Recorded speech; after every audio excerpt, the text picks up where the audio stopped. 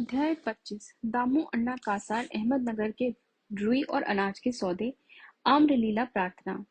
प्राकथन। जो अकारण ही सभी पर दया करते हैं तथा समस्त प्राणियों के जीवन व आश्रयदाता हैं, जो परब्रह्म के पूर्ण अवतार हैं, ऐसे अहेतुक दया सिंधु और महान योगीराज के चरणों में साष्टांग प्रणाम कर अब हम यह अध्याय प्रारंभ करते हैं। श्री साईं की जय हो। वे संत चूड़ामणि समस्त शुभ कार्यों के उद्गम स्थान और हमारे आत्माराम तथा भक्तों के आश्रयदाता हैं। हम उन साईनाथ की चरण वंदना करते हैं जिन्होंने अपने जीवन का अंतिम ध्येय प्राप्त कर लिया है। श्री साईं बाबा अनिर्वचनीय प्रेम स्वरूप हैं। हमें तो केवल उनके चरण कमलों में दृढ़ भक्ति ही रखनी चाहिए। जब भक्त का विश्वास दृढ़ और भक्ति परिपक्व हो जाती है तो इसका मनोरथ भी शीघ्र ही सफल हो जाता है। जब हेमाड पंत को साईं चरित्र धारा तथा साईं लीलाओं के रचने की तीव्र उत्कंठा हुई तो बाबा ने तुरंत ही वह पूर्ण कर दी। जब उन्हें स्मृति पात्र इत्यादि रखने की आज्ञा हुई तो हेमाड पंत में स्फूर्ति, बुद्धिमता, शक्ति तथा कार्य करने की क्षमता स्वयं ही आ गई।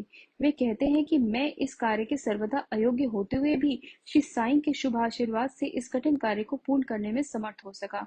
फलस्वरूप यह ग्रंथ श्री साईं सच्चरित्र आप लोगों को उपलब्ध हो सका, जो एक निर्मल स्रोत या चंद्रकांत मणि के सदृश ही है, जिसमें से सदैव साईं लीला रूपी अमृत झरा करता है, ताकि पाठकगण जी भरकर उसका पान करें।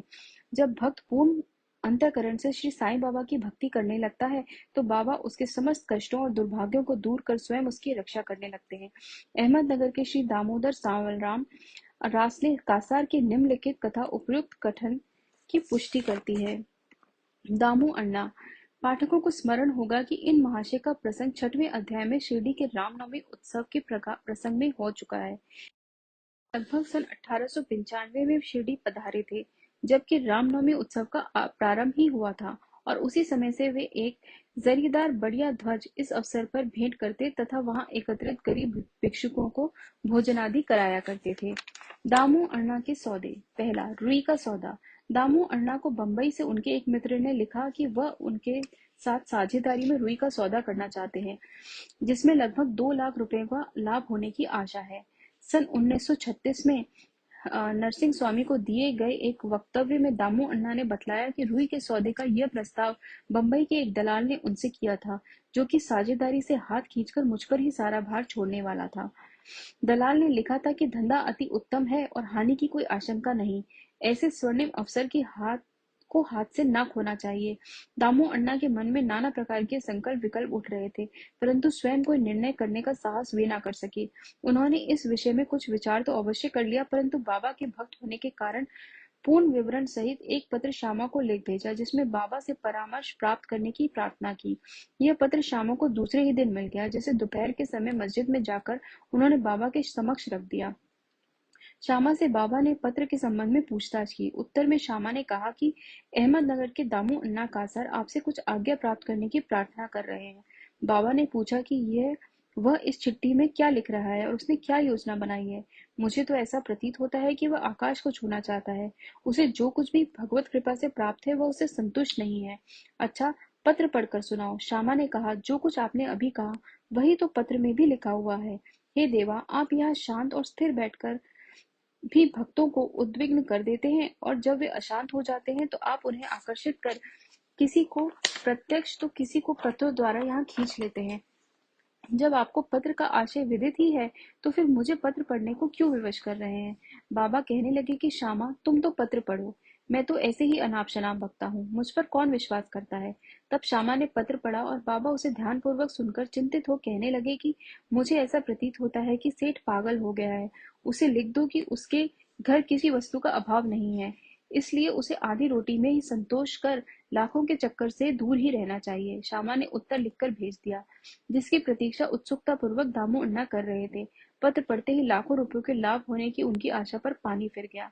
उन्हें उस समय ऐसा विचार आया कि बाबा से परामर्श कर उन्होंने भूल की है, परंतु श्यामा ने पत्र में संकेत कर दिया था कि देखने और सुनने में फर्क हुआ करता है, इसलिए श्रेयस्कर तो यही होगा कि स्वयं शिरडी आकर बाबा की आज्ञा प्राप्त करो। बाबा से स्वयं अनुमति लेना उचित समझकर वे शिरडी आए। बाबा के दर्शन कर उन्होंने चरण सेवा की, परंतु बाबा के सम्मुख सौदे वाली बात करने का साहस वे ना कर सके। उन्होंने संकल्प किया कि यदि उन्होंने कृपा कर दी तो इस सौदे में से कुछ लाभांश उन्हें भी अर्पण कर दूंगा। यद्यपि यह विचार दामू अण्णा बड़ी गुप्त रीति से अपने मन में कर रहे थे, तो भी त्रिकालदर्शी बाबा से क्या छिपा रह सकता था। बालक तो मिष्ठान मांगता है, परंतु उसकी माँ उसे कड़वी औषधि देती है, क्योंकि मिठाई स्वास्थ्य के लिए हानिकारक होती है, और इस कारण वह बालक के कल्याणार्थ उसे समझा बुझाकर कड़वी औषधि पिला दिया करती है। बाबा एक दयालु माँ के समान थे। वे अपने भक्तों का वर्तमान और भविष्य जानते थे। इसलिए उन्होंने दामू अण्णा के मन की बात जानकर कहा कि बापू, मैं अपने को इस सांसारिक झंझटों में फंसाना नहीं चाहता। बाबा की अस्वीकृति जानकर दामू अण्णा ने यह विचार त्याग दिया। अनाज का सौदा। तब उन्होंने अनाज, गेहूं, चावल आदि अन्य वस्तुओं का धंधा आरंभ करने का विचार किया। बाबा ने इस विचार को भी समझकर उनसे कहा कि तुम रुपए का 5 सेर खरीदोगे और 7 सेर को बेचोगे। इसलिए उन्हें इस धंधे का भी विचार त्यागना पड़ा। कुछ समय तक तो अनाजों का भाव चढ़ता ही गया और ऐसा प्रतीत होने लगा कि संभव है बाबा की भविष्यवाणी सत्य निकले। परंतु अ, 2-1 मास के पश्चात ही सब स्थानों में पर्याप्त वृष्टि हुई, जिसके फलस्वरूप भाव अचानक ही गिर गए और जिन लोगों ने अनाज संग्रह कर लिया था, उन्हें यथेष्ट हानि उठानी पड़ी। पर दामू अण्णा इस विपत्ति से बच गए। यह कहना व्यर्थ न होगा कि रुई का सौदा, जो कि उस दलाल ने अन्य व्यापारी की साझेदारी में किया था, उसमें उसे अधिक हानि हुई। बाबा ने उन्हें बड़ी विपत्तियों से बचा लिया है। यह देखकर दामू अण्णा का साईं चरणों में विश्वास दृढ़ हो गया और वे जीवन पर्यंत बाबा के सच्चे भक्त बने रहे।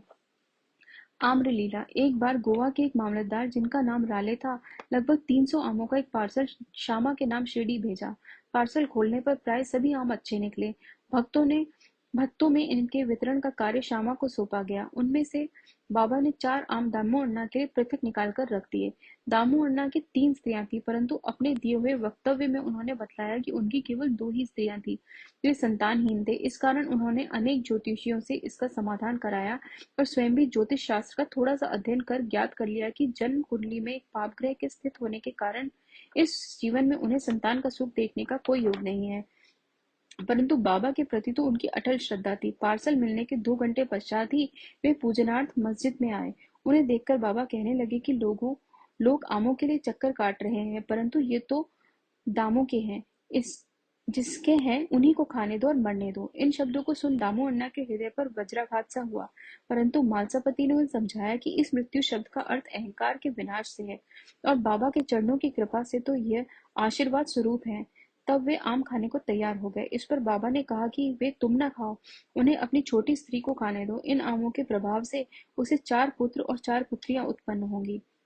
यह आज्ञा शिरोधार्य कर उन्होंने वे आम ले जाकर अपनी छोटी स्त्री को दिए। धन्य है श्री साईं बाबा की लीला, जिन्होंने भाग्य विधान पलट कर उन्हें संतान सुख दिया। बाबा की स्वेच्छा से दिए वचन सत्य हुए, ज्योतिषियों के नहीं। बाबा के जीवन काल में उनके शब्दों ने लोगों में अधिक विश्वास और महिमा स्थापित की, परंतु महान आश्चर्य है कि उनके समाधिस्थ होने के उपरांत भी उनका प्रभाव पूर्ववत ही है। बाबा ने कहा कि मुझ पर पूर्ण विश्वास रखो। यद्यपि मैं देह त्याग भी कर दूंगा, परंतु फिर भी मेरी अस्थियां आशा और विश्वास का संचार करती रहेंगी। केवल मैं ही नहीं, मेरी समाधि भी वार्तालाप करेगी, चलेगी फिरेगी और उन्हें आशा का संदेश पहुंचाती रहेगी। जो अनन्य भाव से मेरे शरणागत होंगे, निराश न होना कि मैं तुमसे विदा हो जाऊंगा। तुम सदैव मेरी अस्थियों को भक्तों के कल्याणार्थ ही चिंतित पाओगे। यदि मेरा निरंतर स्मरण और मुझ पर दृढ़ विश्वास रखोगे तो तुम्हें अधिक लाभ होगा। प्रार्थना। एक प्रार्थना कर हेमानपंत ये अध्याय समाप्त करते हैं। हे साईं सद्गुरु, हमारी आपसे प्रार्थना है कि आपके अभय चरणों की हमें कभी विस्मृति ना हो। आपके श्री चरण कभी भी हमारी दृष्टि से ओझल ना हो। हम इस जन्म मृत्यु के चक्र से इस संसार में अधिक दुखी हैं। अब दया कर इस चक्र से हमारा शीघ्र उद्धार कर दो। हमारी इंद्रियां जो विषय पदार्थों की ओर आकर्षित हो रही हैं, उनकी ब्रह्म प्रवृत्ति से रक्षा कर उन्हें अंतर्मुखी बनाकर हमें आत्मदर्शन के योग्य बना दो। जब तक हमारा इंद्रियों की बहिर्मुखी प्रवृत्ति और चंचल मन पर अंकुश नहीं है, तब तक आत्म साक्षात्कार की हमें कोई आशा नहीं है। हमारे पुत्र और मित्र कोई भी अंत में हमारे काम ना आएंगे। हे साईं, हमारे तो एकमात्र तुम ही हो, जो हमें मोक्ष और आनंद प्रदान करोगे। हे प्रभु, हमारी तर्क वितर्क तथा अन्य कुप्रवृत्तियों को नष्ट कर दो। हमारी जीवा सदैव तुम्हारे नाम स्मरण का स्वाद लेती रहे। हे साईं, हमारे अच्छे बुरे सब प्रकार के विचारों को नष्ट कर दो। प्रभु, कुछ ऐसा कर दो कि जिससे हमें अपने शरीर और गृह में आसक्ति न रहे। हमारा अहंकार सर्वथा निर्मूल हो जाए और हमें एकमात्र तुम्हारे ही नाम की स्मृति बनी रहे तथा शेष सबका विस्मरण हो जाए। हमारे मन की अशांति को दूर कर उसे स्थिर और शांत करो। हे साईं, यदि तुम हमारे हाथ अपने हाथ में ले लोगे तो अज्ञान रूपी रात्रि का आवरण शीघ्र दूर हो जाएगा और हम तुम्हारे ज्ञान प्रकाश में सुखपूर्वक विचरण करने लगेंगे। यह जो तुम्हारा लीलामृत पान करने का सौभाग्य हमें प्राप्त हुआ तथा जिसने हमें अखंड निद्रा से जागृत कर दिया है, ये तुम्हारी ही कृपा और हमारे गत जन्मों के शुभ कर्मों का ही फल है। विशेष इस संबंध में श्री दामू अन्ना के उपयोग कथन को उद्धत किया जाता है, जो ध्यान देने योग्य है। एक समय जब मैं अन्य लोगों सहित बाबा के श्री चरणों के समीप बैठा था, तो मेरे मन में दो प्रश्न उठे। उन्होंने उनका उत्तर इस प्रकार दिया। पहला, जो जन समुदाय श्री साईं के दर्शनार्थ शिरडी आता है, क्या उन सभी को लाभ पहुंचता है? इसका उन्होंने उत्तर दिया कि बौर लगे आम वृक्ष की ओर देखो, यदि सभी बौर फल बन जाएं, तो आमों की गणना भी ना हो सकेगी। परंतु क्या ऐसा होता है? बहुत से बोर झड़कर गिर जाते हैं। कुछ फले और बड़े भी तो आंधी के झकोरों से गिरकर नष्ट हो जाते हैं और उनमें से कुछ ही शेष रह जाते हैं। दूसरा प्रश्न मेरे स्वयं के विषय में था। यदि बाबा ने निर्वाण ले लिया तो मैं बिल्कुल ही निराश्रित हो जाऊंगा, तब मेरा क्या होगा? इसका बाबा ने उत्तर दिया कि जब और जहां भी तुम मेरा स्मरण करोगे, मैं तुम्हारे साथ ही रहूंगा। इन वचनों को उन्होंने सन 1918 के पूर्व भी निभाया और सन 1918 के पश्चात आज भी निभा रहे हैं। वे अभी भी मेरे साथ ही रहकर मेरा पथ प्रदर्शन कर रहे हैं। ये घटना लगभग सन 1910-11 की है। उसी समय मेरा भाई मुझसे पृथक हुआ और मेरी बहन की मृत्यु हो गई। मेरे घर में चोरी हुई और पुलिस जांच पड़ताल कर रही थी। इन्हीं सब घटनाओं ने मुझे पागल सा बना दिया था। मेरी बहन का स्वर्गवास होने के कारण मेरे दुख का पारावार ना रहा और जब मैं बाबा की शरण गया तो उन्होंने अपने मधुर उपदेशों से मुझे सांत्वना देकर अप्पा कुलकर्णी के घर पूरन पोली खिलाई तथा मेरे मस्तक पर चंदन लगाया। जब मेरे घर चोरी हुई और मेरी ही एक 30 वर्षीय मित्र ने मेरी स्त्री के गहनों का संदूक, जिसमें मंगलसूत्र और नथ आदि भी थे, चुरा लिए, तब मैंने बाबा के चित्र के समक्ष रुदन किया और दूसरे ही दिन वह व्यक्ति स्वयं गहनों का संदूक मुझे लौटाकर क्षमा प्रार्थना करने लगा। श्री सद्गुरु साईनाथार्पणमस्तु। शुभम भवतु।